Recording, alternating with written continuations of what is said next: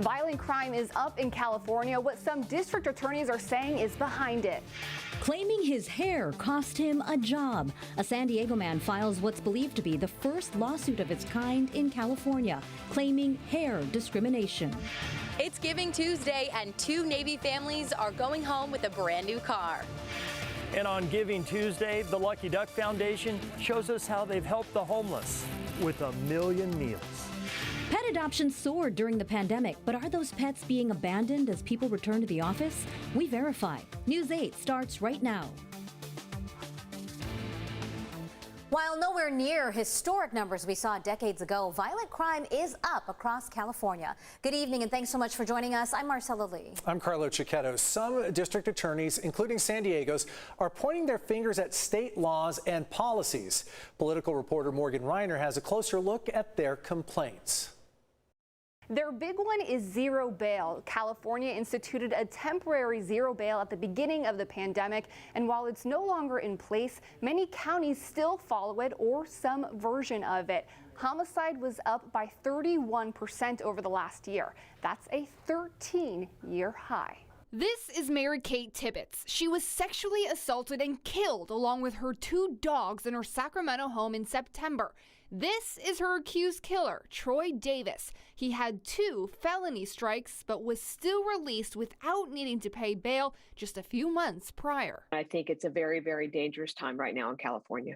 Tibbetts' story is not unique. Marie Schubert is the Sacramento district attorney. In just her county from March 2020 through September 2021, 5,100 inmates were released on zero bail. The total number of rearrests, 4,400. Some of them have resulted in very serious violent charges, including, a number of murders. In San Diego County, close to 65% were rearrested. The 2 district attorneys are part of a current lawsuit to stop the potential early release of 76,000 more inmates. Fortunately, we were able to stop that. Their complaints do not stop there. Schubert said $20 billion worth of fraud within the Employment Development Council, in charge of unemployment checks, is likely leading to an increase of illegal weapons on the streets. We've had our law enforcement partners go out and do either search warrants or they're stopping a car or whatever.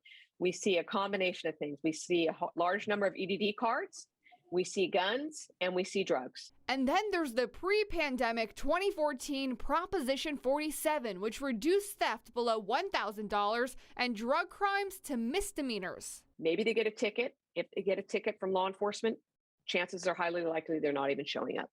That's the challenge that we face, is that we don't have the tools to hold them accountable. But in 2020, the California Policy Lab found that overall, property crime, which includes theft, declined by 7.7%, although it does not include 2021, where in just the last few weeks, we've seen a wave of retail theft.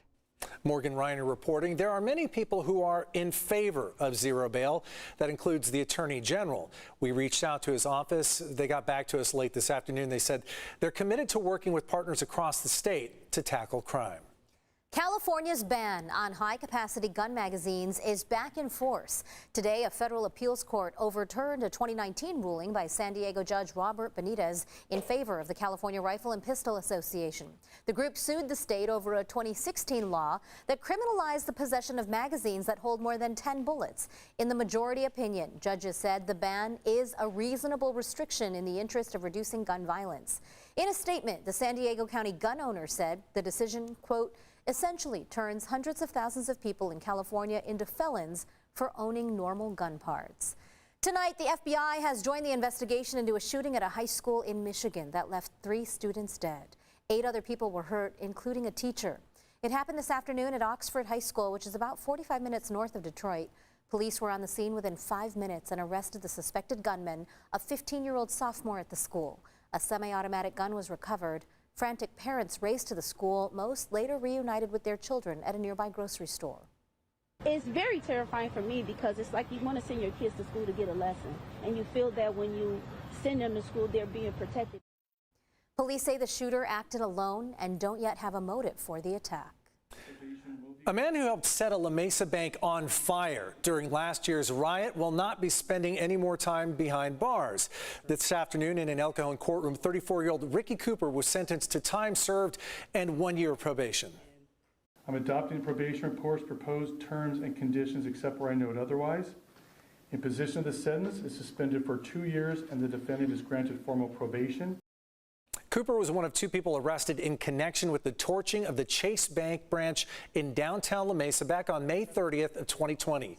He's been in jail since his arrest last November, and last month he pleaded guilty to arson and burglary charges. The other defendant, 20-year-old Alexander King, has pleaded not guilty. He is due back in court in December. For many, hairstyles are an expression of their personality, even culture, but that can lead to clashes in the workplace and with some employers' definition of a neat and professional hairstyle. News 8's Tim Blodgett has the story from La Mesa of a man suing his former company, claiming he was rejected because of his hair.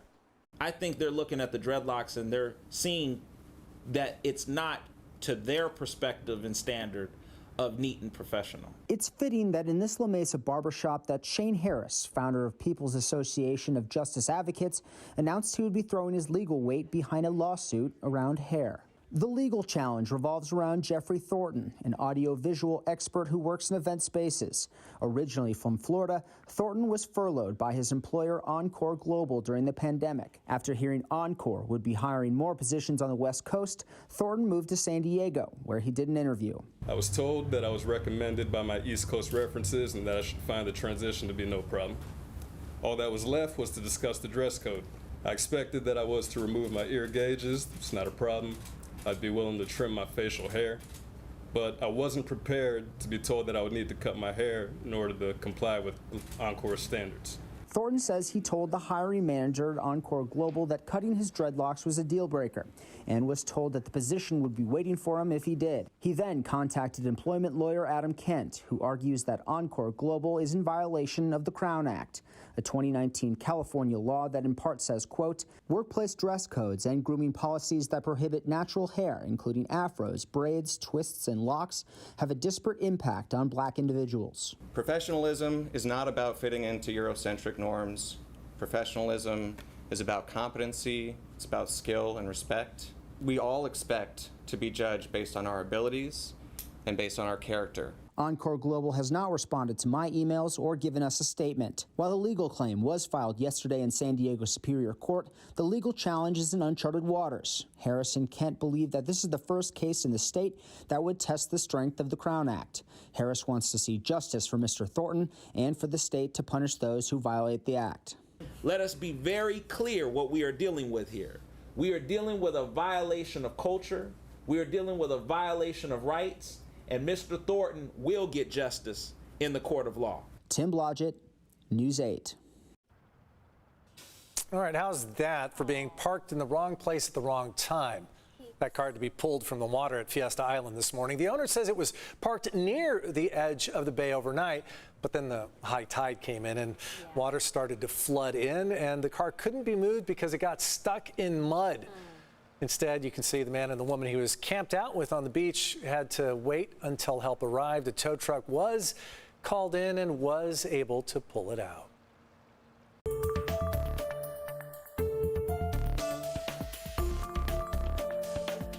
Researchers have released a model of the COVID-19 Omicron variant detailing the more than 30 spike proteins they say are linked to the ability to evade antibodies and spread faster as concerns continue to grow about the strain. The CDC has expanded its vaccine guidance to recommend all U.S. adults get a booster shot. That's 6 months after the initial Pfizer or Moderna series or 2 months after the Johnson & Johnson shot. Moderna CEO reportedly said the existing vaccines will be less effective against Omicron, telling the Financial Times, quote, this is not going to be good. Health officials are urging patience while we wait for more answers.